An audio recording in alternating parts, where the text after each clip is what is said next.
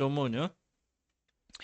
그럼 이제 첫 번째는 실패죠. 울사의 죽음으로 끝나잖아요. 그래서 우리가 하나님 섭리, 만약 울사를 하나님이 죽이지 않았더라면 다윗 왕조에 일어날 그런 문제들을 또 저희들 살펴봤습니다. 그래서 다윗이 교만해져 하나님 의지하지 않고 하니까 만약 울사가 안 죽었더라면 다윗 이스라엘은 뭐 그런 애들 그렇지 않아도 그냥 계속 반역이 심한 그런 친구들인데 굉장히 다윗 시대도 아마 솔로몬처럼 그렇게 되지 않았을까 그런 생각을 좀 해봅니다.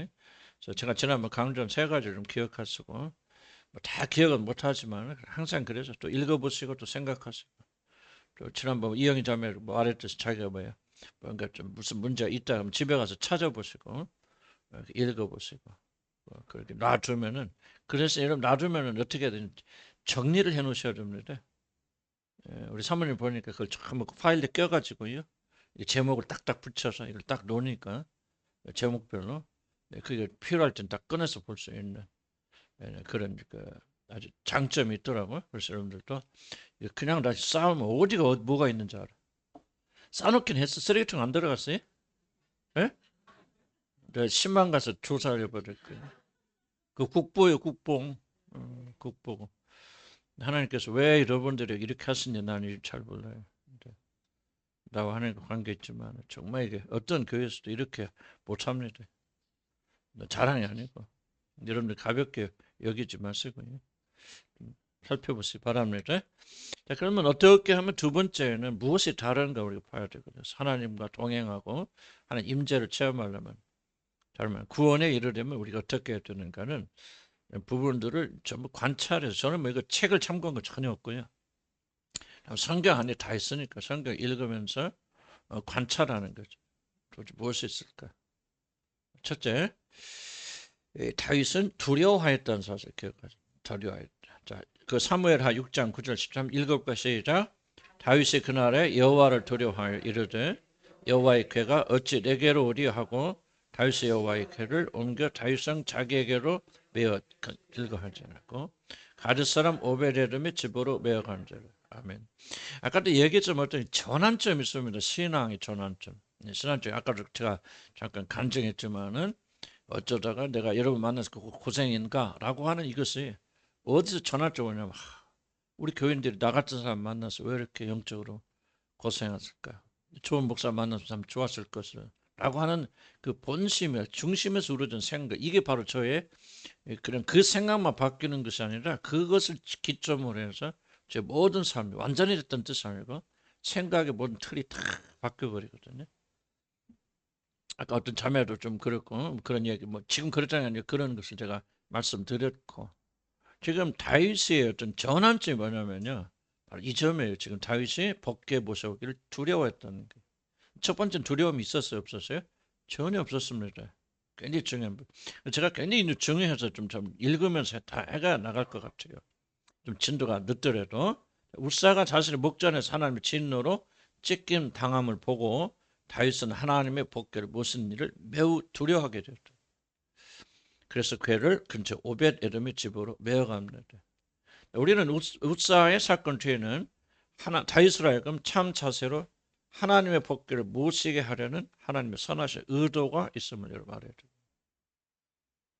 굉장히 중요한 부분입니다. 이 모든 일들은 하나님이 예정하시고 하나님 역사하시잖아요. 하나님 개입하시는데 하나님 역사 개입하시 뭐냐? 바로 제일로 중요한 것은 다윗이 복궤를 모시는 합당한 사람이 되도록 하나님이 일처리 가장 중요한 행사가 아니다. 복궤를 옮겨오는 것이 중요한 것이 아니라 다윗이 그 일을 행할 수 있는 합당한 사람인가. 아마도 이 시점에서 다윗은 단지 복궤를 레위인이 지고 가야 한다는 사법을 어겼을 뿐만 아니라 항상 사건 뒤에는 뭐가 있냐면 그 사건 왜 일을 하느냐 말이죠. 아담과 이브가 왜 선악과를 따먹었느냐 그 밑에 그것을 봐야 되거든요. 그러면 도대체 다윗이 뭐가 있길래 지난 앞에 약간 설명했었는데 무엇이 있었길래 도대체 뭐 레위인이 복궤를 메고 가는 사실 알았고 그렇게 준비했던 다윗이 확 뒤집어져서 수레에 끌고 가느냐. 이것을 우리가 뭘 보냐면 다윗의 그 당시에 세계관, 영적 상태를 우리가 들여다봐야 돼. 솔직히 까놓고 해서 그 당시에는 복궤를 모실 만한 그런 인물이 되지 못했다. 그 순간에 그건 이거를 지금 그러니까 하나님께서는 그를 만약 복귀를 모시기 합당한 사람으로 만드셔야 돼. 그래서 우사를 치신 거예요. 우사만 치신 거 아니죠. 역대사에 뭐냐면 하나님 우리 레위인이 괴를 매지 아니하였으므로 우리를 찢으사 그랬거든. 다시 우리라는 말씀입니다. 하나님께서 우리라는 것은 뭐야? 다윗 임금과 이스라엘 백성들을 찢으신 거죠. 그렇게 개입하신 이유가 바로 있다는 거예요. 그래서 모든 것이 아직은 하나님의 계획을 모시기 부족하다는 사실을 우리가 발견할 수 있습니다. 그렇기 때문에 하나님은 다윗을 하나님의 복귀를 모시는 일에 합당한 사람으로 먼저 만드셔야 됩니다. 하나님 관점에서 우리 보는 거죠. 자, 요약하자면은 하나님은 다윗이 복귀를 옮겨오신 행위보다, 이게 굉장히 중요합니다. 우리는 자꾸 행위 초점 맞춰잖아요. 행위보다는, 성과보다는 그가 복귀를 모시 합당한 사람인가에 더 깊이 관심을 했어요. 내가 여러분이 지금 가르치고 있지만 얼마나 잘 가르치냐, 이 행위가 한 초점이 아니래. 난 이 말씀을 전달하기 적합한 사람이니까. 그래서 제가 기도하면서 가장 괴로워하고 하나님 앞에 항상 매달리는 거 뭐냐? 나는 하나님의 말씀을 전달하기 적합하지 않은 사람. 그래서 나는 은퇴를 빨리 했으면 좋겠다는 것은 쉬고 싶어서가 아니라 나는 하나님의 일을 하기 적합하지 않은 사람입니다. 이 짐을 내게서 걷어가 주시라고. 난 지금도 솔직히 그런 90%가 그런 마음이에요. 그러니까 어쨌든 다윗은 이 시점에서 보면은 법궤를 모시기 합당하지 않은 사람. 하나님의 관점이 뭐냐면 법궤가 온고 가고 어디에 있든지 그런 하나님은 중요하지 않아요. 하나님은 영이시기 때문에. 법궤가 뭐 저기 어디 뭐 다른 동네 가서 뭐 오베데돔의 집에 용은 있으면 어떻습니까? 아무 문제가 없는데 중요한 것은 법궤를 모시려는 다윗이 합당한 사람입니다. 난 여러분이 이게 그 뭐랄까 그 전환점이 일어나야 됩니다. 퍼스펙티브라고 하는데 무슨 말일까 이 관점이 바뀌어야 돼요. 신앙은. 만약 여러분의 마음속에서 아직도 사건이 중요하다고 여긴다면은 그런 법궤를 잘 옮기냐 보세요. 어떤 그 사건 행사가 중요하다고 여긴다면은 여러분 아직은 그 하나님의 관점에서 들어가지 못하고 있는. 하나님의 관점에 들어가 보면 달리 보이거든요. 하나님의 관점은 뭐냐? 괴가 중요한 게 아니에요. 그 괴를 모실 만한 준비가 되어 있느냐, 여러분들. 이게 중요한 점. 그래서 하나님은 우리에 대해서 뭐를 하시느냐? 이 괴를 모시기 합당한 사람으로 하나님이 만들어 갔습니다. 그래서 우리가 이 점을 굉장히 중요하게 여겨야 됩니다. 일지향적인 사람, 성취지향적인 사람, 성공 두려움 이런 것들을 가지고 있으면 안 된다. 하나님은 항상 누구를 향하냐? 사람을 향해 그분의 모든 관심이 향해 있다. 내가 누구냐? 이게 질문. 근데 우리는 지금도 뭐가 고민입니까? 내가 무엇을 했느냐가 중요한 고민이죠. 내가 이 나이 들도록 한 게 무엇인가? 왜 고민하십니까? 여러분의 관점이 지금 뭐예요? 일에 있기 때문에. 하나님의 관점과 여러분의 관점이 다르단 말이에요. 우리는 뭐 그렇게 생각, 아유, 뭐, 근데 하나님, 일도 아무것도 안 했는데, 하나님 우리를 받아주실, 아니죠. 하나님과 우리 길은 다르단 말이에요. 다른데, 우리 관점에서 하나님도 우리가 좋아하는 걸 좋아하실 거야라고, 그렇게 잘못된 하나님을 우리가 무시고 섬기고 있기 때문에, 그래요. 뭐, 그렇다고 해서 우리가 뭐 내 멋대로 살면서 뭐, 이런 얘기를 하는 게 아니고, 하나님의 관점과 우리 관점 다르든, 하나님의 관점은 사람에 있다. 그래서 사람 뭐예요? 사람은 외모를 보거든요. 여호와는 사람의 마음의 중심을 보는. 그 사람의 마음속에 뭐가 들어있냐? 정말 겸손하고 겸허하게 하나님을 사모하는 마음이 있느냐? 그렇지 않으면 열심히 일을 하더라도 결국 그 마음의 중심에는 자기 성공, 자기 고향, 자기 다른 사람들과 높임받고 존경받고 예배받고 싶은 이 마음이 무의식을 장악하고 있느냐? 하나님은 거기에 관심하십니다. 일하지 말라는 얘기는 아니고. 그래서 하나님께서 그런 준비가 안 된 다윗을 뭐 하셨다? 거절하셨다. 자, 그렇다면 우리들이 하나님의 법궤를 모시는 일, 즉 하나님과 동행하려면 가장 먼저 갖춰야 되는 가장 중요한 그리고 모든 것의 출발이 되는 영적 성품이 뭐야? 또 하나님 도대체 무엇을 보실까? 저는 한마디로 그것을 겸손이란 말이죠. 겸손. 그것은 하나님을 두려워하는 것입니다. 두려워하는 것은 경외한다, 무섭다는 의미를 뛰어넘는 경외, 거룩한 두려움이죠. 그리고 자신이야말로 하나님과 동행하기 가장 부적격한 사람의 사실을 깊이 깨닫는 거예요. 그러니까 법궤를 모실 자격이 뭐예요? 나는 법궤를 모실 수 없다. 지금 두려워하잖아요. 나는 법궤를 모시는 사람이 아니에요. 그렇게 할 수 없어. 그럼 전에는 기고만장해서 내가 아니면 누가 모실 것입니까? 아무런 그렇게 자기 하는 대로 하잖아요. 그러나 이제 한번 실패를 경험한다 뭐합니까? 이게 그게 아니구나. 나는 모실 수 있는 사람이 아니고 전환점이 일어났죠. 젊은 어쨌든 간에 나 같은 사람이 왜 여기 왔었지? 그런 갔다가 어떻게 전환점이 일어납니까? 정말 이게 어떻게 나같이 부족한 사람이 어떻게 일을 할 것이냐. 하나님 오늘도 하나님께 매달린 거예요. 주님 긍휼히 여겨주세요. 무엇을 해야 될지 난 모르겠어. 불쌍히 여겨주시라고. 아니 내가 그렇게 기도해야 되기 때문에 하는 게 아니죠. 그건 가짜기죠. 외식하는 기도고 하나님 속이는 기도고 마음의 중심에서 이게 바로 하는 전환점이다. 전환점. 난 다윗에게 일어난 일이 바로 이 일이다. 첫 번째 실패할 때는 그렇게 자신만만했죠. 물어보지도 않죠. 하나님께 물어보지도 않죠. 레위인들과 상의도 하지 않죠. 군인들 친구들과 이해하고 그렇게 하다가 막 계획도 막 뒤집어 버리죠. 법도 어겨버리죠. 왜? 교만했기 때문에. 그러나 꺾이고 우사가 찢었죠. 하나님께서 다윗의 마음을 찢어버리셨다. 우리를 찢었다고 말하잖아요. 그러니까 뭐야? 겸손했습니다. 21페이지 마저 보면은 이 사실을 우리가 자주 잊어먹는다.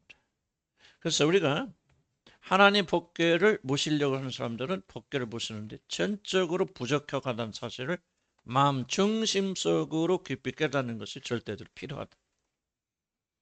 하나님은 죄인들과 동행하셔도 교만한 자들과는 절대 동행하지 않습니다. 그게 바로 성경에 나오죠. 예수님.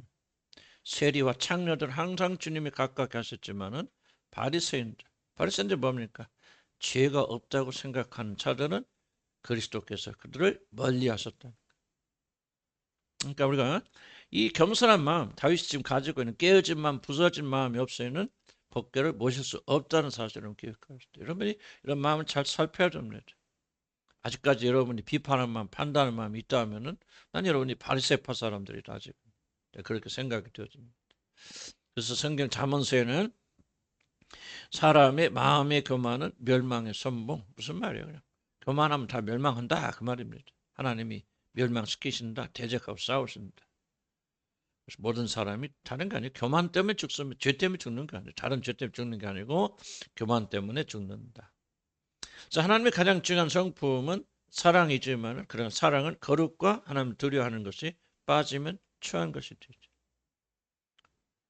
오늘 거룩이 없어요. 사랑이 없어요. 훈련이 없어요. 인내가 없어요. 사랑 무조건 주고 용서하고 용납. 지금 한국의 교인들이 거의 하나님부터 기대하는 게 다른 거 아니에요. 바로 이 거룩과 공의가 빠져있는 사랑. 무조건 내가 무슨 짓을 해도 예수의 피로 믿기만 하고 용서하시고 하나님께서 지배한 것이고 이거는 전혀 성경이 하나님이 아니죠. 우리가 만들고 창조한 우상이 하나님. 하나님 기계예요. 기계. 용서하는 기계. 단추 누르면 뭐가 아무리 기분이 상해도 단추 누르면 나와야 돼. 주어야 돼. 하나님의 사랑은 그냥 용납하고 뭐를 잘못해서 쏘리 한마디만 하면 죄를 두려워하지 않아요. 하나님 마음을 상하는 걸 두려워하지 않습니다. 이게 바로 저와 여러분이 가지고 있는 하나님에 대한 왜곡된 사랑이에요. 거룩과 정결 빠져 경외가 사라져버리면요. 이 사랑은 가장 추합니다. 그래서 기독교인들이 믿고 있는 하나님은 다 뭐예요? 추한 하나님이에요. 거룩이 없어요. 정결이 없어요. 무엇을 해도 그냥 우리가 나가서 적당히 눈물 한번 흘리면 다 오케이. 그러니까 눈물 흘리는 회개가 없어요. 여러분 정말 왜곡된 하나님. 이게 다 우상. 나는 여러분 여기 앉아 계신 여러분들도 다 여기서 자유롭다고 생각지 않아요. 하나님이 여러분 신부를 거예요. 그냥 여러분 하나님 믿는 게 아니에요. 전혀. 하나님 이용할 뿐이고 심리적 안정과 또 마음의 평안을 위해서는 어떤 그런 것을 이용할 뿐. 하나님의 사랑은 왜곡돼서는 안 된다. 하나님은 심판하시되 무섭게 심판하시고 우리 죄를 남겨두지 않을 것이다. 거기서 건진 받을 수 있는 길을 우리가 주님을 통해서 열어주셨지만은 심각하게 그분의 피로 우리가 회개하고 용서받기 전까지는 우리 하나님의 공의는 결코 이렇게 넘어가는 것이 아니다. 하나님이 가장 중요한 그렇죠. 그걸 했고 그렇기 때문에 우리는요 악한 마음을 가지고 있기 때문에 그렇기 때문에 하나님에 대한 우리들의 자세의 출발은 경건한 두려움이 됩니다. 특별히 한국 사람들은 이렇게 말하고 싶어요. 경건. 물론 사랑도 필요하고 용서, 용납도 필요하고 우리 용서할 줄 모르는 민족이잖아요. 그렇죠.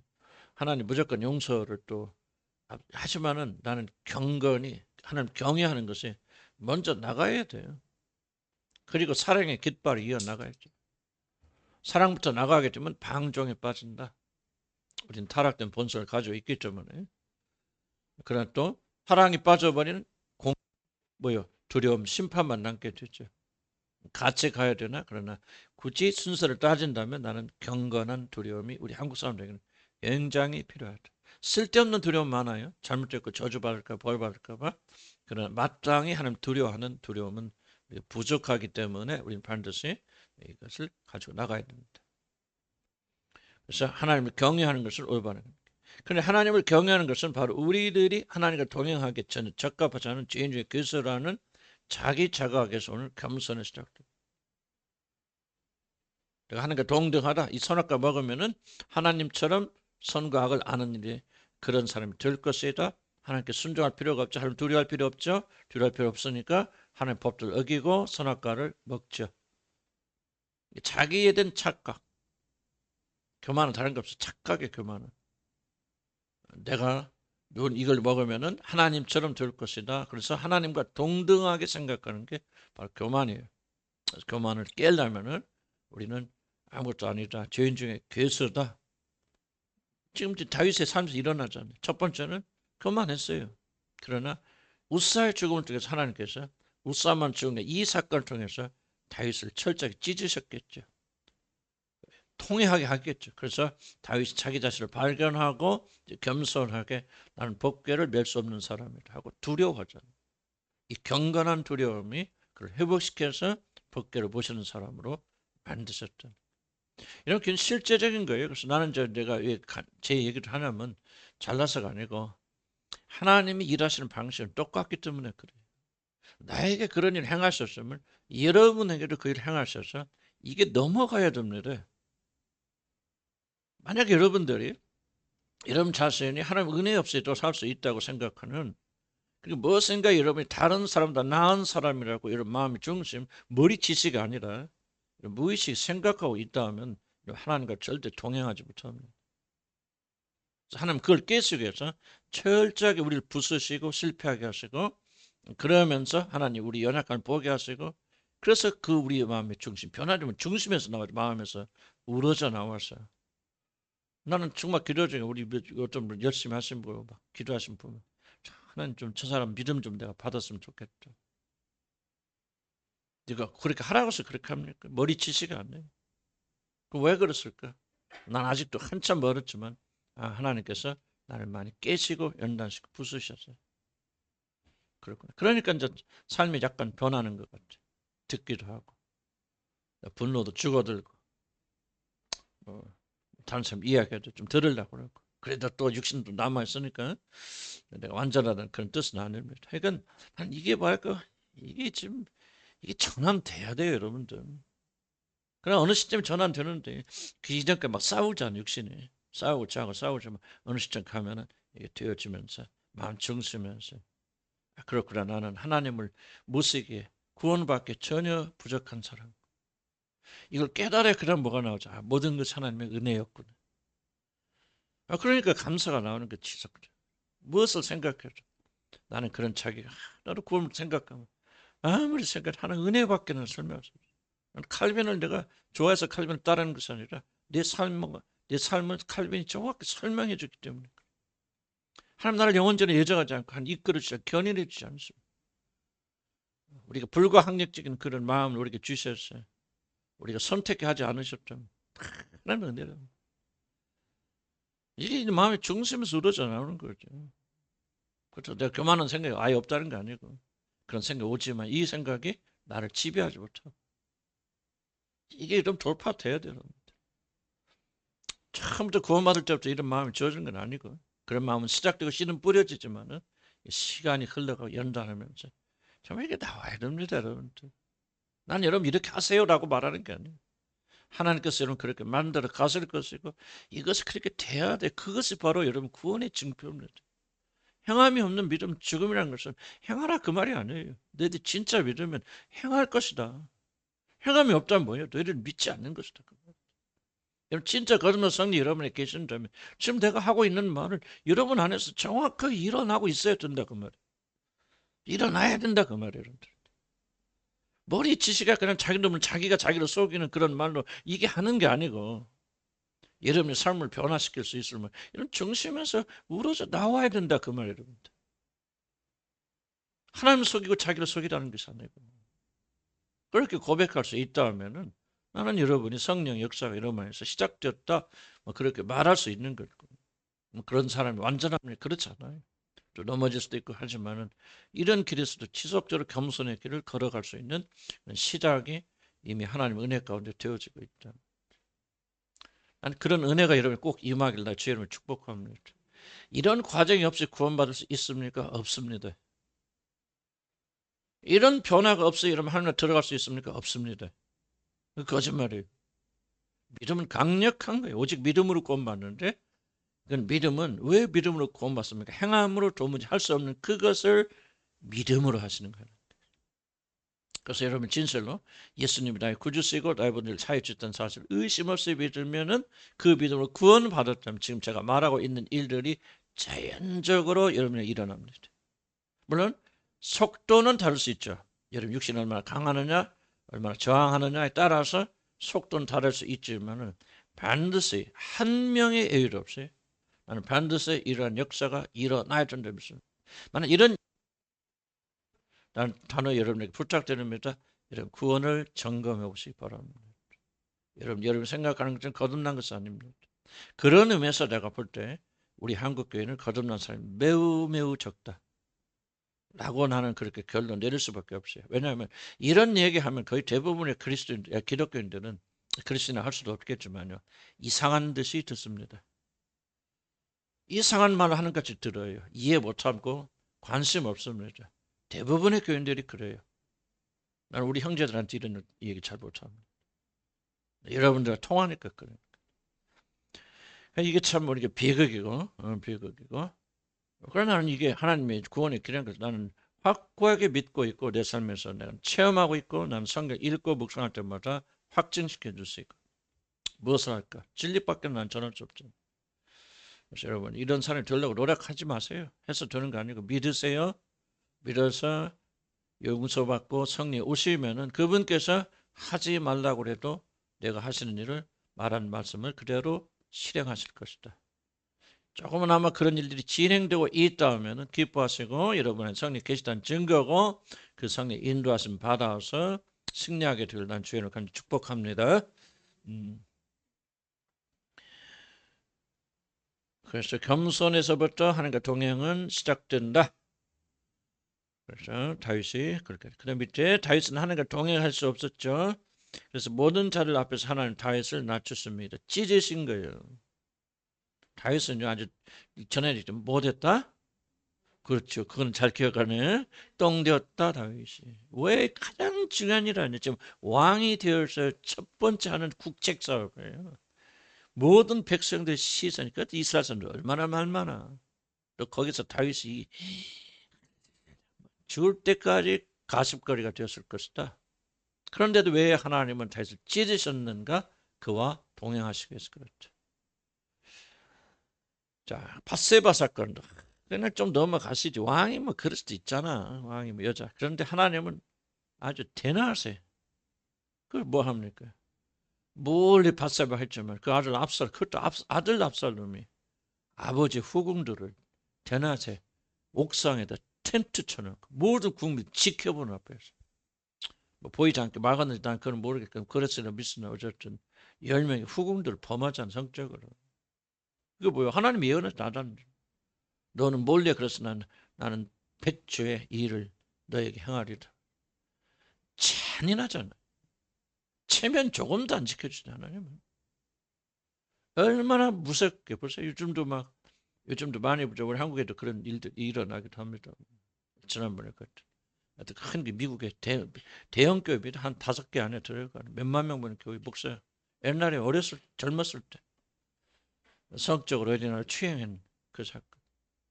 이제 50년이지. 그 사람도 70 가까우는데 50년이 지난 뒤에 들춰내서 하나님 그냥 사정없이 까버리시잖아요.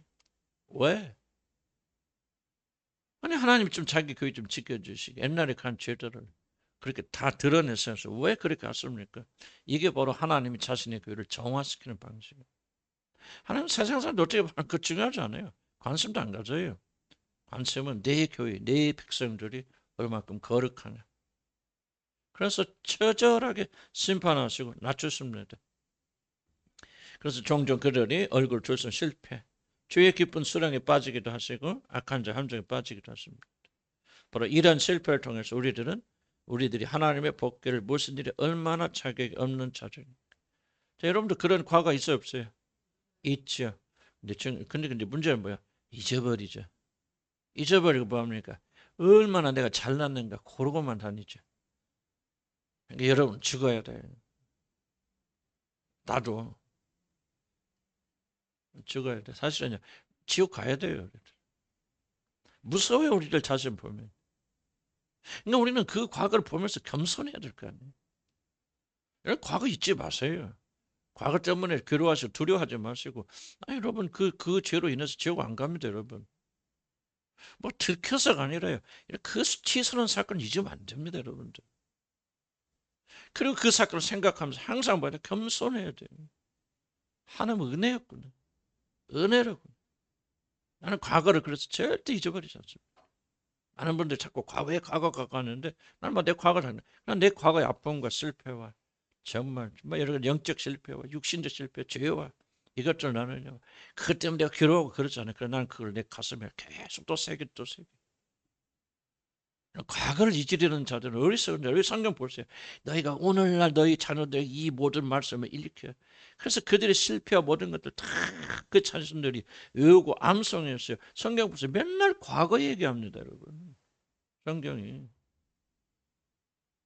우리 과거를 잊으면 안 돼요, 여러분들.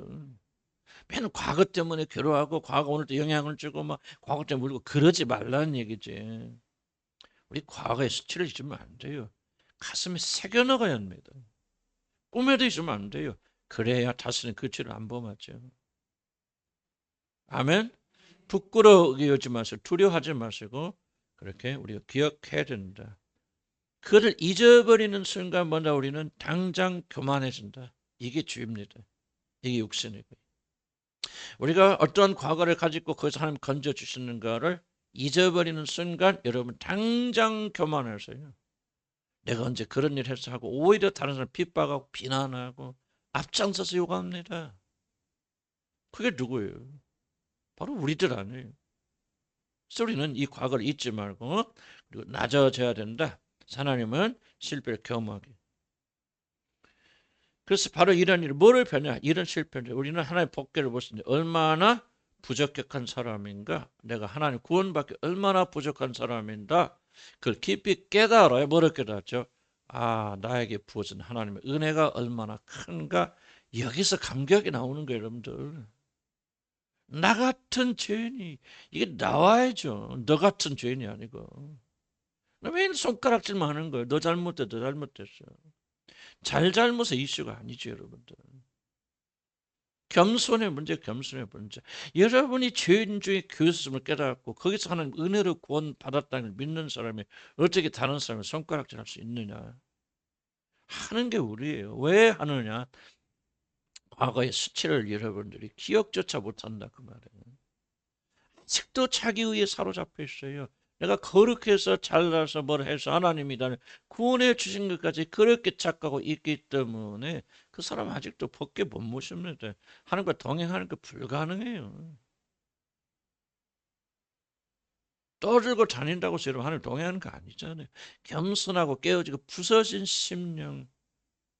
정말 제가 보세요. 수로보니 개인같이 그 뒷가서 옷가라로 만지면 내가 나은 말이에요. 개 같은 여인. 그래 나 개 맞습니다. 그러나 걔를 또 주인에서 떨어지는 부스러기는 멋지 않습니까? 낮추고 깨어지고 부서진 심령에 주님이 은혜를 부어주시잖아요. 아멘. 여러분 이거는요 그냥 이론이 아니 지식이 아니에요. 우리 삶에서 이게 고백대로 나와야 돼. 이거 잊어버리는 순간이면 또 교만해진다. 또 교만해진다. 그래서 우리가 또 듣는 거야 하는 말씀을 모이기를 편한 자를 어떤 습관과 하지 않고 우리가 이 죄된 습성을 가지고 있으니 계속 모여서 또 듣고 또 듣고 또 하면서 또 각성합니다. 그러면 우리가 조금 낫잖아요. 그죠? 그래 안 나서 그냥 뭐 일주일만 안 모이고 한 달만 안 모이고 추석 때 그냥 다 오니까 얼굴이 시커매가지고 내가 옛날 같으면 뭐 귀신을 때려잡든지 하겠지만 이제 그런 게 아니니까 왜 그래? 그만해줘서 온 거야. 뭐요? 내 자신이 누군가를 또 잊어버려. 인간이 다 그래. 낙심하지 말고 또 주님 항상 나를 잊지 않게 해서 기억하게 해주십시오. 이러면 잘나서 구원받았는데 무슨 은혜예요 그게. 아니 여러분이 다른 사람들한테 열심히 해서 구원받았는데 무슨 감격이 있어요. 그래서 감격이 없는 거예요. 교만하기 때문에. 그래서 하나님 어떻게 해야 다윗을 낮추셔야 된다. 어? 그래서 시편 119 뭐라 합니까? 고난당하면 내 유익이라 내가 주 일례를 배우게 되었나이다. 그래서 뭡니까? 다윗이 고난 당하니까 이제 뭐요? 법궤를 메고 가야 되는구나 하고 율례를 배워서 행하잖아요. 그래서 모실 수 있게 되는 것이죠. 시몬 베드로가 처음 예수님을 보았을 때 이게 참 이 스토리 재밌습니다. 성경 연구해 보면요. 이 사복음서를 종합해 보면요. 베드로가 처음 고기 잡는 베드로 나를 따르라 그러니까 따른 게 아니에요. 다른 요한복음 다른 볼 내가 정확히 다른 복음서에 뭐냐면 안드레가 형제 안드레가 하고 베드로를 초청합니다. 초청해서 예수를 만나요. 근데 그 다음에 따랐다는 구절이 없어요. 그리고 이어지는 게 뭐냐? 다른 복음서에서는 그 고기 잡는데 밤새 뭐 허탕치잖아. 그러니까 예수님 오셔서 야 깊은데 던져봐 하니까 깊은데 던진 고기를 많이 잡아줘. 많이 잡았다는데 요한복음 맞으면 그건 아니고 많이 잡아다 오니까 못 보니까 예수님이죠. 그때 뭡니까? 그때 베드로가 한 말이 주여 나는 죄인으로서이다 날 떠나서. 이게 무슨 말일까요? 처음 이 베드로가 예수를 만났을 때는 안 따라요. 무슨 이런 사람이 메시아야. 이거 될 수 없어. 나사렛에서 동네에서 태어난 오신 분이 아니다 하고 첫 번째 예수를 만났을 때 베드로는 예수님 안 따릅니다. 그리고 고기 잡으러 가요. 고기 잡으러 갔는데 예수님께서 깊은 데다 밤새 그물 다 던져봤지만 한 마리도 못 잡는데 이제 예수님이 더다 던져라 던졌더니 배가 터지도록 잡았다. 이분이 바로 하나님 아들이구나. 이분 따라가면 네 삶에 이런 풍성함이 있겠구나. 그래서 깨닫게 되어서 주님 앞에 하나님 말이야. 주님 내 죄 용서해. 내가 처음에 몰라보고 그랬어요. 몰라보고 까불었습니다. 그런 뜻이 또 다른 이제 영적인 인카운트 만남도 있어요. 그러나 다른 차원에서 보면 그렇게 첫 번째 베드로는 교만했죠. 뭐 이런 시골떡이 뭐 목수 아들만 하는 굉장히 유명한 사람인 줄 알았죠. 와서 보니까 뭐 형편은 친구네. 우리가 이런 사람 따라 그러다가 그가 주님과 만남을 통해서 그 누군지 발견하고 따르게 된 거 아니에요. 자 이것은 뭐냐? 우리들이 죄인 되었을 때 즉 자신이 죄인 중에 괴수라는 사실을 깊이 깨닫고 자신은 결국 하나님과 동행할 수 없는 자격이 없는 자라는 사실을 마음으로 확정할 때 비로소 하나님과 동행. 그러니까 하나님과 동행한 사람은 뭐예요? 자 어떤 사람 동행한다? 자기는 하나님과 동행할 자격이 없다는 사실을 깊이 머리치식이 아니라 진심으로 한다는 말에 입으로 시인하자. 그러니까 뭐예요? 다른 사람 비판 판단 안 하는 거예요. 다른 사람 무시 안 하는 거예요. 진심을 안 믿으면 뭐야? 다른 사람 깔봐요, 여러분들. 말로는 뭐 어쩌고저쩌고 하지만 뭐가 합니까? 행동이 안 나오는 거예요. 왜? 마음이 안 믿기 때문에. 그 행함으로 그러니까 마음으로 믿고 입으로 시인하여 구원받는 거예요. 마음만 믿으면 안 돼요. 입만 시인은 안 된다.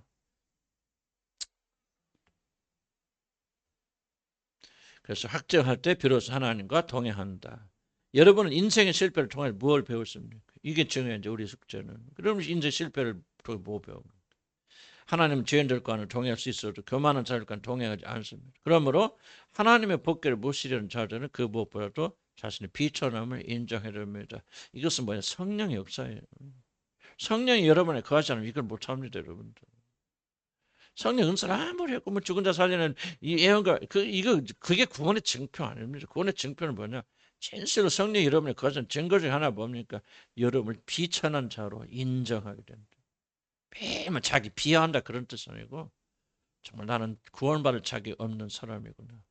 마음의 중심을 인정하면 그 사람이 교만할 수 있어요? 마음을 인정하지 않으니까 교만하는 거. 다른 사람 비판할 수 있어요. 왜 잘해하고 비꿀 수 있어요? 다른 사람 눈치 살 그래 안 하죠. 멈춥니다 여러분들. 그렇게 복음은요, 뭐 하라 하지 말라는 게 아니에요. 올바른 것을 도달하면은 하게 되는 거. 마음으로 믿으면 입으로 신하게 된다는 거예요. 그러니까 우리가 행위를 가르치는 것이 기독교 아니에요. 생명이 여러분에 거하도록 그 생명을 초청해서 예수의 생명이 여러분에 있는데, 아니 예수의 생명이 들어왔는데 그 생명이 어떻게 여러분 안 자랍니까? 그 생명이 어떻게 멈출 수 있습니까? 씨가 뿌려졌는데 그 씨가 안 자라면 씨는 죽은 거죠. 가짜 씨죠. 씨는 옥토를 만나면 자라게 돼 있어요. 왜 안 자랍니까? 씨가 안 떨어진 거예요. 왜 안 됩니까? 이러면 거듭나지 않은 거예요. 성령 이름 주어지지 않은 거예요. 그러니까 다시 한번 발전하지만 여러분 잘 믿으려고 발버둥 치면 착한 사람 되려고 발버둥 치면 안 돼요. 그거는 기독교 아닙니다. 종교. 그걸 가리켜 종교라고. 기독교는 뭐야? 예수의 생명이 여러분 떨어지면요. 그 생명은 결코 여러분에서 멈출 수 없어요. 아니 질문이 그런 거예요. 여러분들이 멈출려 멈출 수 없는 생명을 여러분 가지고 있습니까? 비록 그것이 연약해도 부족해도 여러분한테 잘하고 있습니까? 꿈틀거리고 있습니까? 열매를 맺어가고 있어 발버둥 치고 있습니까? 제가 뭐 이렇게 해야 되겠다 의무감 때문에 이런 줄 아세요? 그래 나 의무감 때문에 그런 거 아니에요. 뭐요? 내 안에 있는 걸 내가 담을 수 없는 거죠. 내 안에 생명이 있으니까 그 생명 확장돼 나가는. 여러분 차 나가보세요. 막 들에 피고 막 이러고 막 이러고 가보세요. 막 그거 뭐 있잖아요. 그 막 바다에 무슨 바위 있는 게 하도 오래죠. 무슨 남뭐 있잖아. 바다에 저기 남해 가면 막 그 무슨 뭐 바위 이렇게 제가 바닷속에 막 몰라. 나도 하도 오래됐어. 뭐 하기 거식이 있다고 그래. 거식이. 바위. 하여간 뭐 거식 하여간 바닷가에 뭐 바위 거기 가보세요. 거기 소나무가 1000년 됐다고 그러잖아. 거기 소나무? 무슨 나무 뭔지 알까? 소나무가 1000년. 그러니까 틈만 있고 있으면 씨 떨어지는 거 보세요. 그게 생명력이군요. 씨는 뭐 드립빛 곳들이 뭐 뿌립니까? 아니 지가 어디서 날라와서 와서 뒤에 뻗어나요 생명이. 이게 생명이거든. 예수의 생명이 여러분에 있으면요 그냥 믿지 말라고 좀 믿습니다 여러분. 눌러도 올라오고요. 아무리 부인하려도 부인할 수 없어요. 중요한 질문은 예수의 생명이 던져져야 되지.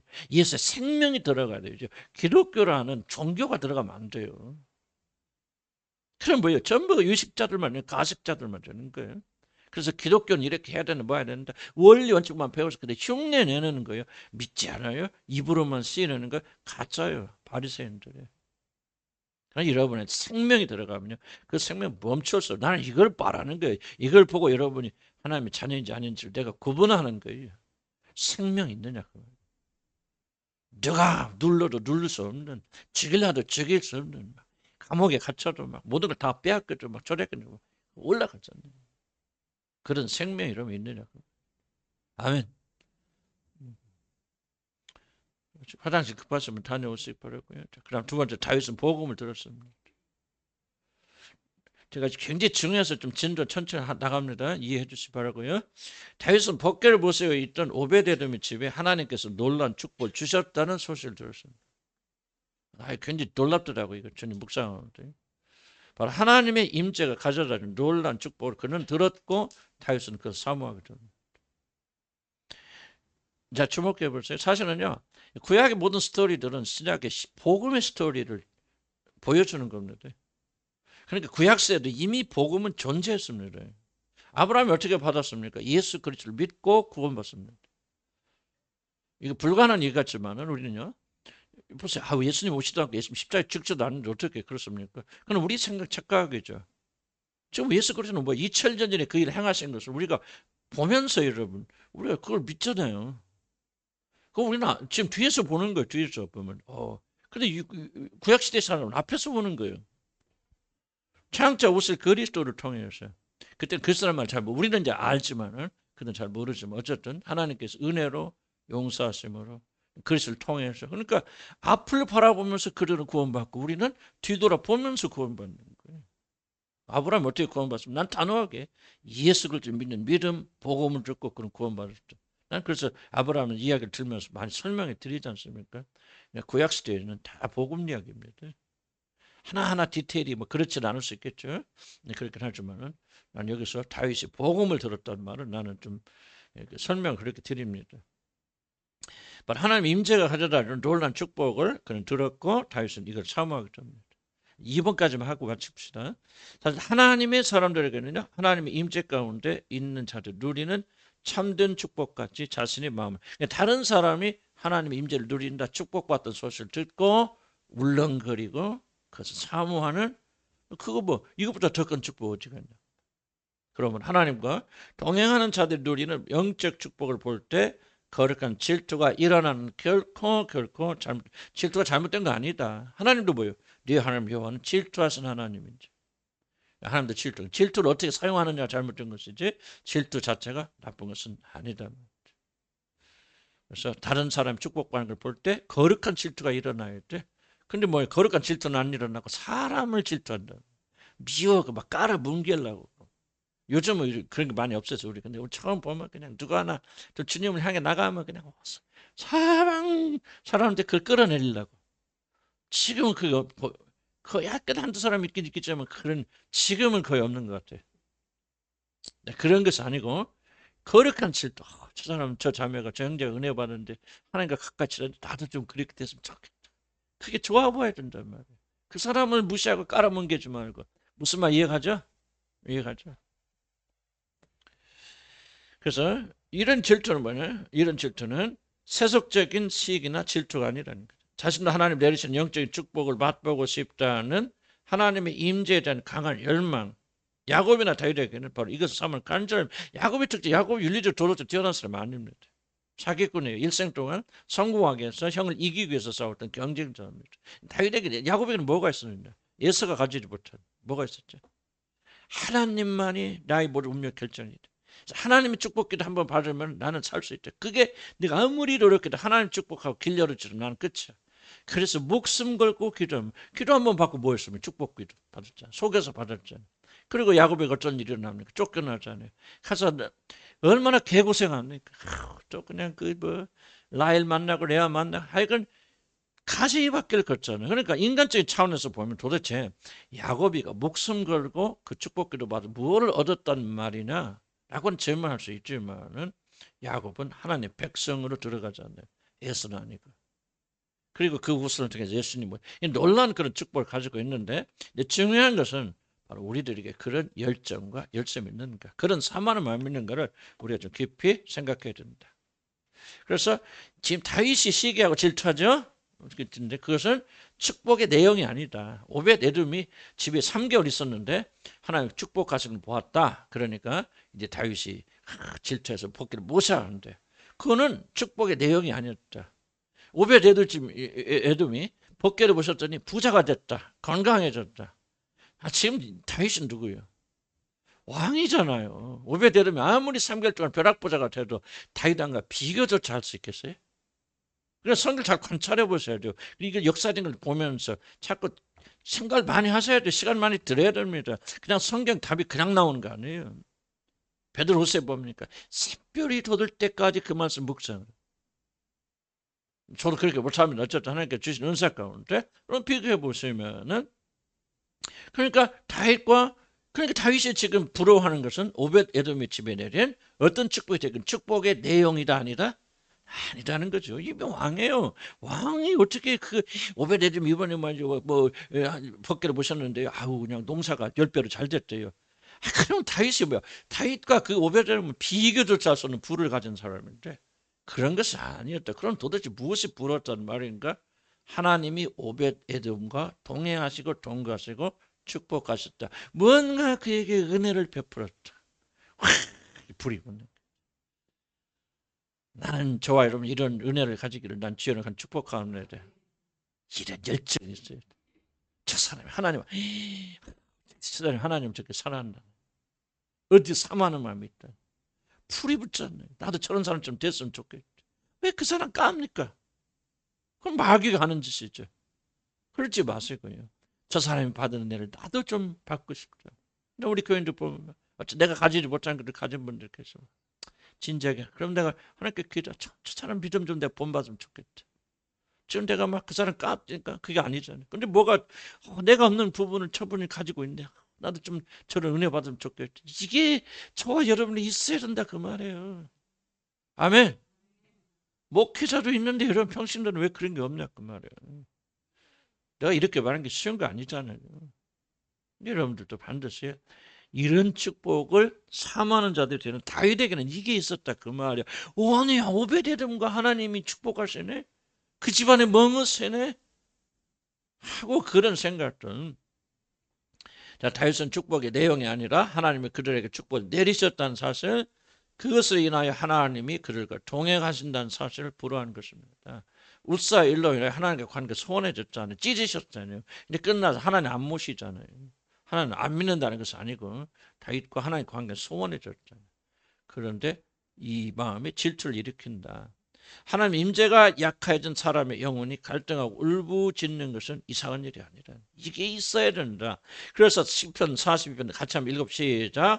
하나님이여 사슴이 시냇불을 찾기에 갈급한 같이 내 영혼이 주를 찾기에 갈급하나이다.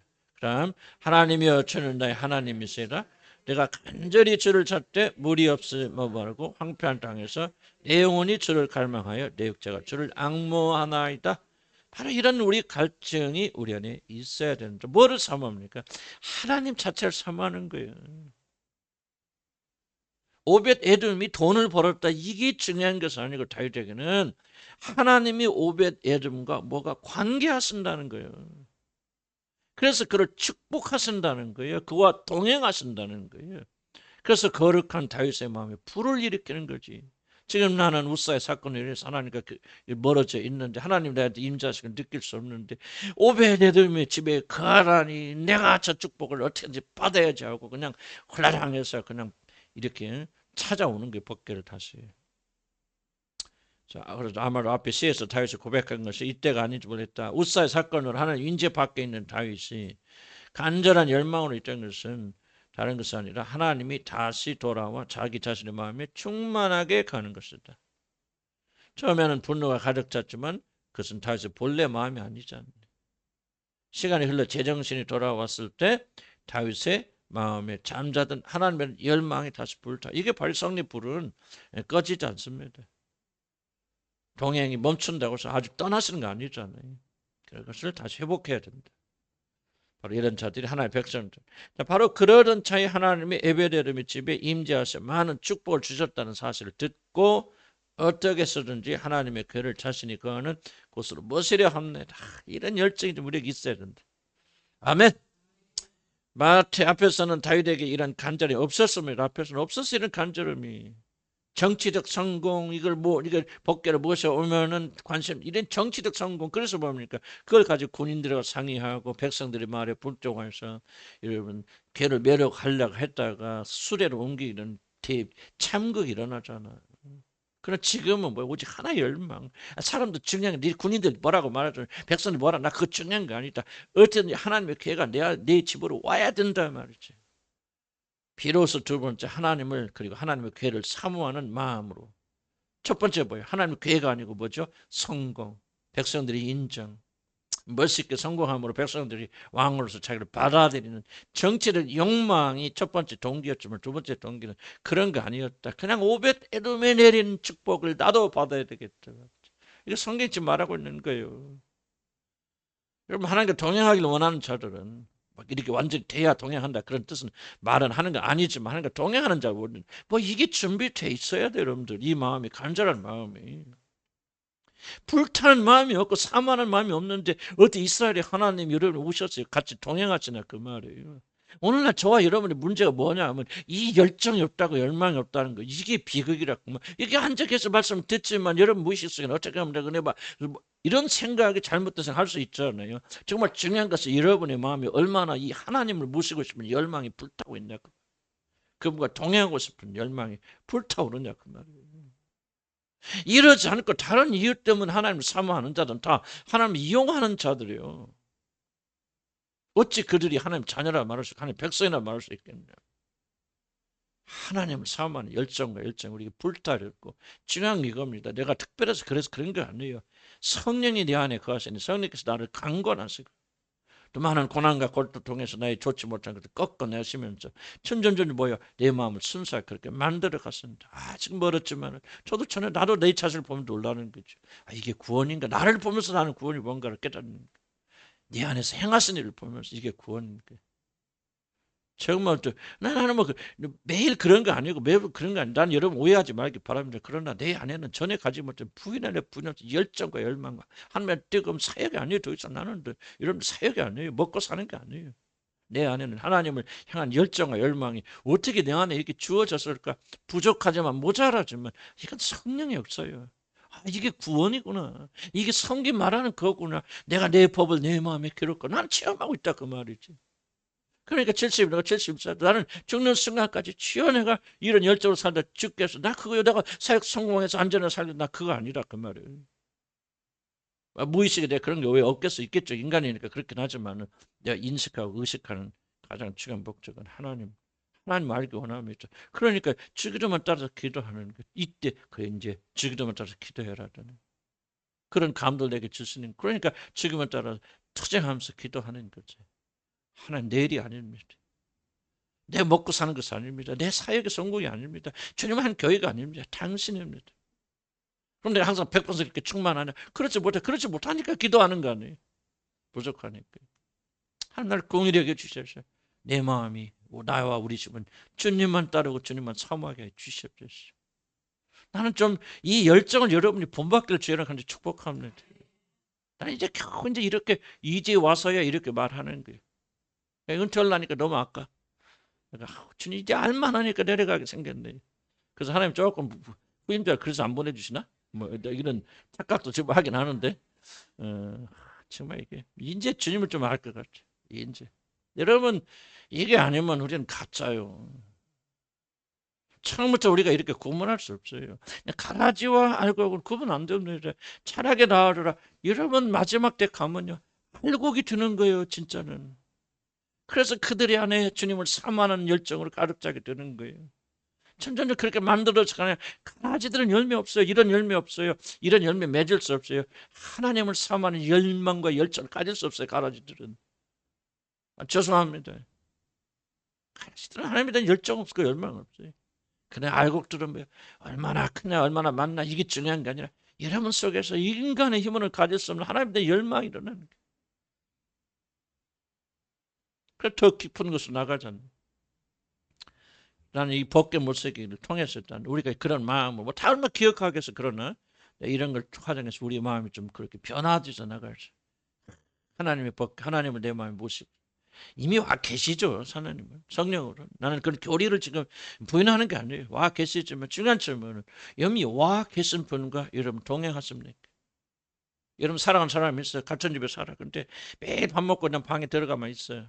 나가지도 밥도 안 먹고 같이 어디 가지도 않는. 그럼 동행이 안 되잖아요. 지금 성령께서 우리 안에 그런 식이 아니었습니까? 와 계시지만 전혀 우리가 동행할 수 없는 이 상태 같은 큰 비극이 어디가 있겠나. 우리가 하나님을 향해 나가는 그런 여러분들 주는 큰 축복합니다. 그래서 마음에 잠자는 열망은 다시 불타오릅니다. 깨우죠. 지금 내가 뭐 하고 있어요?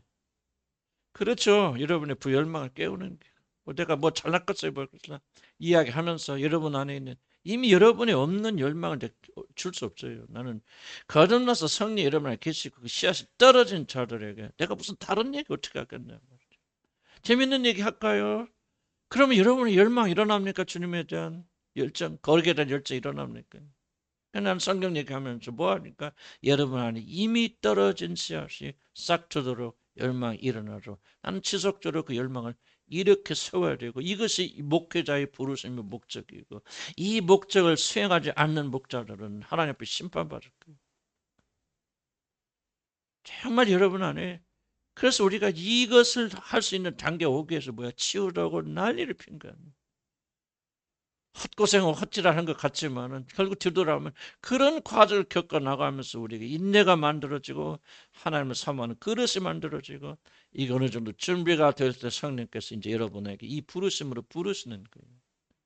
그래서 나는 여러분들이 다 그렇게 되길 저는 간절히 축복합니다.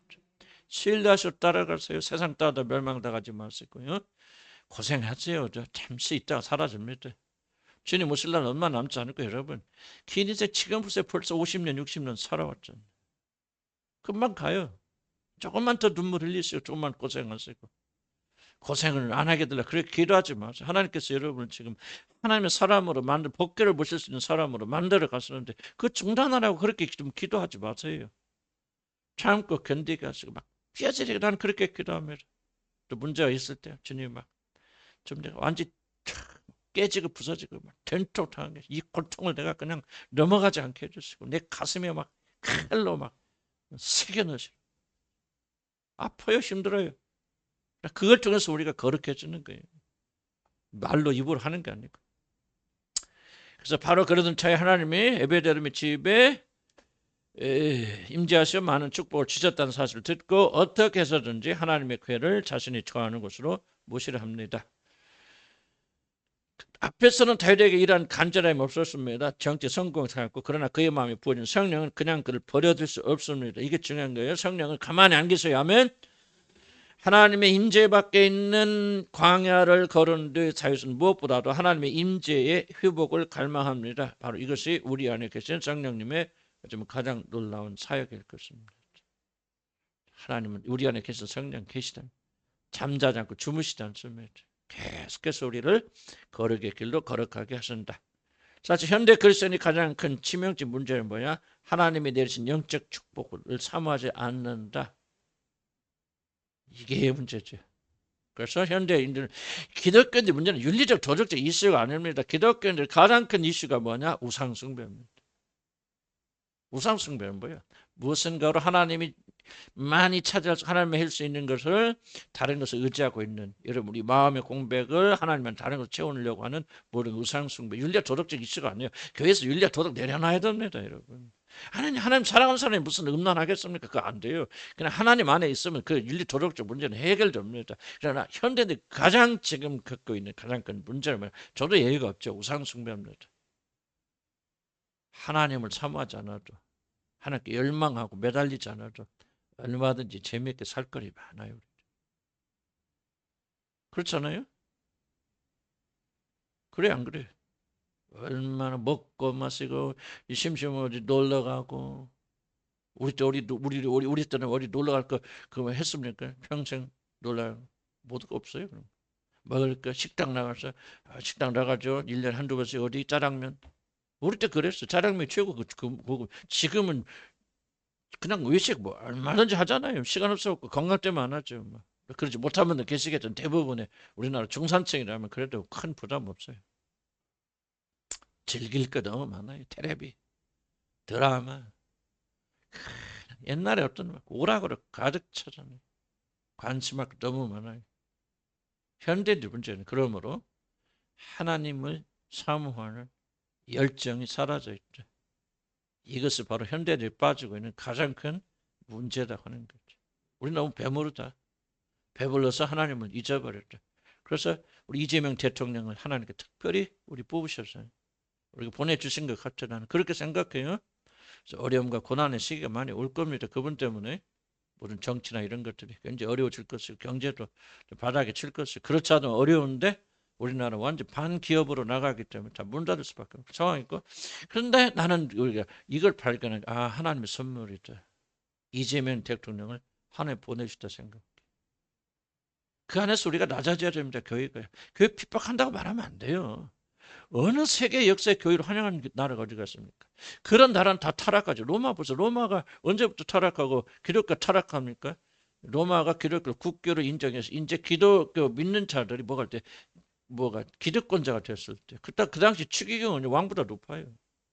모든 왕의 모든 것들 누가 결정하는 추기경도 교회에서 결정. 교회가 정치 위에 있을 때 아주 종교는 극적으로 타락하죠. 가장 건전한 것이 어딥니까? 바로 핍박받을 때. 그래서 나는 그렇게 생각합니다. 이재명 대통령 그런 사람 아니길 바랍니다. 어쩔 줄 모르겠네. 교회는 불만할 거 없어요. 입을 열어서. 이용해야죠. 이걸 이용해서 낮아집시다. 변합시다. 언제부터 교회는 정치판에 뛰어들었습니까? 옳고 그렇다. 여당이 됐건 야당이 됐건 언제부터 이승만 대통령, 난 이승만 대통령 존경합니다. 이승만 대통령 언제부터 하나님 자리에 가 있습니까? 박정희 대통령이 언제부터 우리 구원자가 되었습니까? 난 그러면 안 된다고 생각해. 난 욕을 해도 바랄 거 말해야죠. 교회는 교회고 하나님 외에는 우리에게 섬기는 자가 없어야 돼요. 그리고 교회는 고난 받아야 돼, 고통 받아야 돼. 그래야 더 순수해지고 깨끗해지고 그래 하나님만 찾는 좀 되어지니까 우리 그렇단 말이에요. 현대인들은 고난이 없는 게 문제. 여러분들 뭐가 뭐냐? 죽는 소리 하지 마세요. 여러분 고난이 없어서 문제예요. 고난 받으면요, 여러분 안 죽어요. 깨끗해집니다. 정결해집니다. 자, 그러면 밑에 중요한데. 그럼 이것이 왜 그렇게 중요합니까? 다윗이 오베데돔 소식을 듣고 왜 중요합니까? 복음의 출발은요. 하나님 안에 있는 이것도 중요. 잘 들으세요. 조르신 분도 하나님 안에 있는 자들에게 내리시는 하나님의 축복을 듣고 그것을 사모하는 일의 복음의 출발입니다. 굉장히 중요한 얘기입니다. 뭐요? 하나님의 축복을 하나님을 사모하는 자, 하나님 안에 있는 자들에게 하나님 축복을 내리시는 축복을 듣고 사모하는 일. 복음은 다른 말로 하면 자신의 백성을 위하시는 하나님의 열성이 복음입니다. 물론 복음의 내용은 다르게 있겠죠. 그러나 그 종합적으로 말하고 하나님 편에서 보는 복음이 뭐냐? 자기 자신의 백성을 위하시는 하나님의 열성, 이걸 복음이라고. 하나님께서 자신을 택한 자기 백성들에게 어떤 자비를 베푸셨어요. 영원전에 예정하시고 뭐 예정을 믿건 안 믿건 나는 이제 그렇게 영원전에 하나님께 예정하시고 택하시고 그리고 택하신 사람을 기어이 찾아가서 빼내오셔서 구원하시고 구원하실 뿐만 아니라 그의 죄를 용서하시고 그 용서하신 그에게 성령 자기 영을 보내주셔서 기어이 마라들의 형상을 닮은 완전한 삶으로 만들어 가시는 하나님에 대한 열성, 이것이 복음이에요. 아멘. 이 복음을 듣고 여러분 이 복음을 받아들이고 이 복음을 누리는 자를 부러워하면서 이 복음을 향해 나와야 돼요. 난 여러분이 이제 복음이보다 예수님이 복음이다 달리 표현할 수 있겠죠. 그러나 다른 차원에서 표현한다면 복음은 하나님의 열성이에요.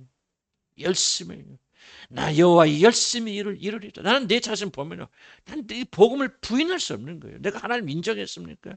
나는 하나님을 부인했던 사람이 목사 아들로 태어났지만 교회는 다녔지만 하나님 인정하지 않았던 사람, 하나님 몰랐던 사람이요, 죄만 짓고 살았던 사람이요, 애굽에 갇혀있던 자요, 사단의 포로가 된 자들이요, 은난과 방탕에 나는 묶여있던 사람이요. 그러나 하나님께서 어느 날 그가 나를 건져주셔서 23살에 주님을 만나게 하시고 건져주셨고 그랬을 뿐만 아니라 성령을 내게 보내주셨어요. 지금까지도 포기하지 아니하시고 기어이 마다의 형상으로 내가 그렇게 육신이 정하고 실패하고 잘못함에 불구하고 하나님이 절대 포기하지 아니하시고 나를 건져내시는 이 하나님의 열심, 열성, 이게 복음이에요, 여러분. 이 하나님을 믿는 거예요. 믿으면 아멘 하시기 바랍니다. 참 보세요. 다윗이 무엇을 보았습니까? 무엇을 들었습니까? 하나님이 자기 열심을 가지고 오벳에돔, 자기 법궤를 정성껏 모시는 오벳에돔의 집에 짧은 시간이지만은 자기 축복을 쏟아놓으시는 하나님의 열심을 다윗이 목격합니다. 여러분, 이게 신학적인 관점을 보지만 구약이 안 보입니다, 여러분. 그냥 축복하신 게 아니에요. 그냥 들은 거 아니에요. 다윗은 하나님이 하나님과 동행하고 하는 임재하는 자들에게 내리시는 놀란 영적 축복을 그가 보면서 다윗이 그걸 사모하게 되는 거예요. 나도 저렇게 되었으면 좋겠다. 그렇게 나와 같이 거닐었고 같이 그 광야를 거칠었고 그리고 나와 사랑을 베푼 그 하나님은 지금 날 떠나신 것 같은데 오벳에돔의 집에는 저렇게 축복하시는 거 하면서 하나님에 대한 열정과 열망을 다시 불러 이렇게 세우시는 거예요. 복음은 뭐냐? 이에 대한 반응이 복음이에요.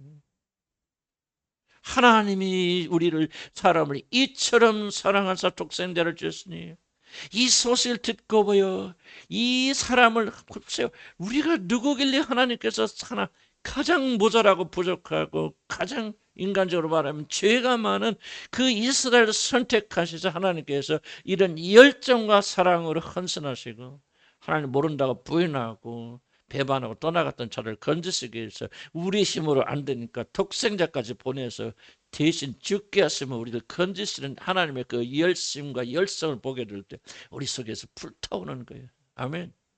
여러분, 이게 바로 구원받은 자들, 이게 성령이 우리 안에 거하는 자들.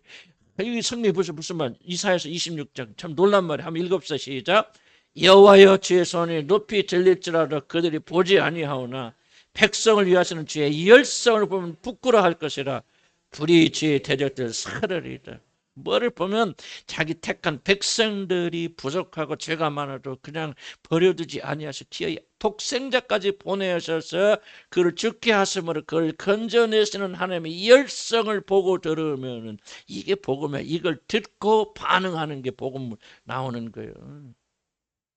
뭡니까 복음의 내용은? 또 예수 믿는 지옥 가정. 그러나 예수 믿으면 너희 죄를 사하여 줄 뿐만 아니라 하나님께서 그 아들의 영을 너희에게 주셔서 너희를 아들과 똑같이 만들어 가실 것이고 상속자 다 되게 부르실 것이다. 그가 영원전에 창조하신 이 놀라운 세상을 너희에게 줄 것이다. 이 소식을 듣고 회개하고 돌아와서 복음을 믿고 너희에게 약속한 이 성령을 선물로 받아라.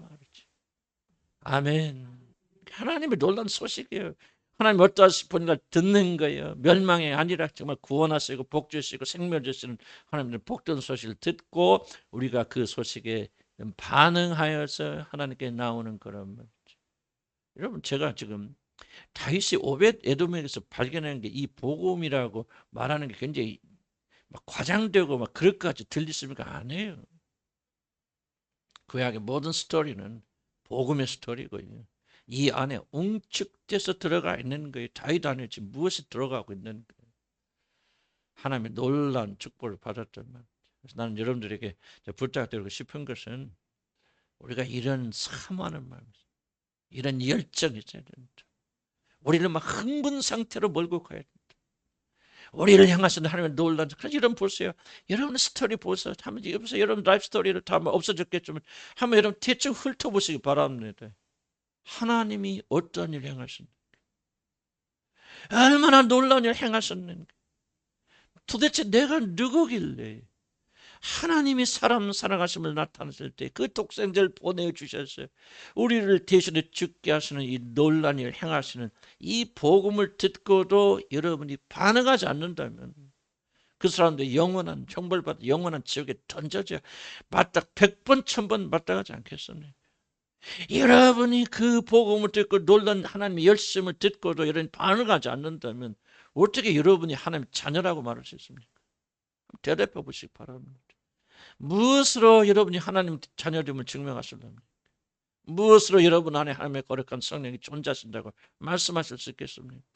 여호와의 열심을 들을 때 그것이 우리를 부끄럽게 만들고, 왜 나에게는 저런 열심이 없는가? 왜 나에게는 저런 사랑을 누릴 수 없는가? 다윗이 지금 이 말을 하고 있는 거거든요. 하나님이 오벳 에돔을 향한 그의 열심과 열성을 보고 내 자신이 부끄럽단 말이에요. 어찌 나는 왕이 되었고 이같이 광야의 길을 걸어서 왕까지 삼은 그 하나님 내가 잊어버렸단 말인가? 어찌하여서 그 법궤를 무슨 일에 하여 법도를 무시하고 사람들이 두려워서 하나님이 싫어하신 그런 세수레에 끌고 왔다는 말인가? 수치스럽게 부끄럽게 여기잖아요. 하나님의 열심을 보고. 나는 저와 여러분 이 하나님의 열심을 보고 부끄럽게 여기면 하나님께 나오는 여러분들 난 주를 간절히 축복합니다. 이게 복음에 대한 반응이에요. 나오라면 하잖아요. 뭐 아까도 얘기했지만 어떤 분 자기 자식들의 영혼을 위해서 자기 전 재산을 하나님께 데려가도록 간구하고 그리고 데려가 없애버리니까 그래 기뻐하고 즐거워했던 그 오베데돔의 그 집을 보면서 여러분 무엇을 느끼냐 그만 나도 저런 하나님 좀 얼마나 하나님이 놀라운 존재에게 저 사람에게 응? 얼마나 하나님의 놀라운 존재에게 저 사람에게 저 사람은 자기 자신의 모든 그 큰 재산을 다 태워버리고 없애버리고 저 영혼을 저렇게 사모한단 말인가. 이런 이야기를 듣고 우리 안에 불이 붙어요. 열망이 일어나야 된다. 열정이 일어나야 된다. 기독교는 이론이 아니에요. 내가 지금 말을 가르친다면 나는 실패한 거예요. 지식을 전달하면 나는 실패하는 거예요. 나는 여러분이 전달하고 싶은 것은 이 바로 하나님의 영의 역사심, 바로 이 뭐라고 설명할까, 좀 이 역동적인 하나님의 생명이 난 여러분이 전달되긴 난 저를 간절히 축복합니다. 그래서 우리도 그런 사람같이 되는 거예요. 소원하는 거예요. 하나님의 열성을 바라보면서 다윗처럼 열정이 일어나는 거예요. 다시 일어나서 이제 실패했지만 다시 하나님 복귀를 모시고 나는 저렇게 살아야 되겠다. 하나님을 내 마음에 모시고 살아야 되겠다. 하나님과 동행하여야 되겠다. 처음에는 실패했지만 나는 그렇게 할 수 없어. 또 일어서서 용기를 내어서 오벳 에돔의 집에 있는 복귀를 모시러 가는 거야. 아멘. 나는 그런 여정에 여러분 동참하길 주님을 축복합니다. 기도합시다.